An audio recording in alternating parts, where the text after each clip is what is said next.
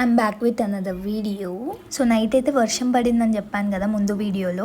In case ఎవరైనా ముందు videos చూడకుంటే నేను కింద ట్యాగ్ చేస్తున్నాను, చూసేయండి. నైట్ చాలా వర్షం పడింది. సో మాది ట్రాన్స్పరెంట్ బబుల్ కదా, ఫుల్ ఫోర్స్తో వర్షం పడేసరికి కొంచెం భయం అయితే వేసింది. అట్ ద సేమ్ టైం చాలా థ్రిల్లింగ్ ఎక్స్పీరియన్స్ అనమాట. బికాస్ మనం ఇలా పడుకొని పైకి చూస్తుంటే వర్షం మన మీద పడుతుంది, బట్ మన పైన పడదు.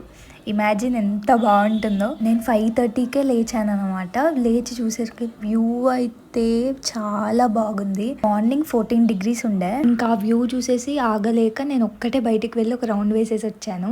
అమ్మ వాళ్ళు వేసి చూసేసరికి నేను లేను రూమ్లో.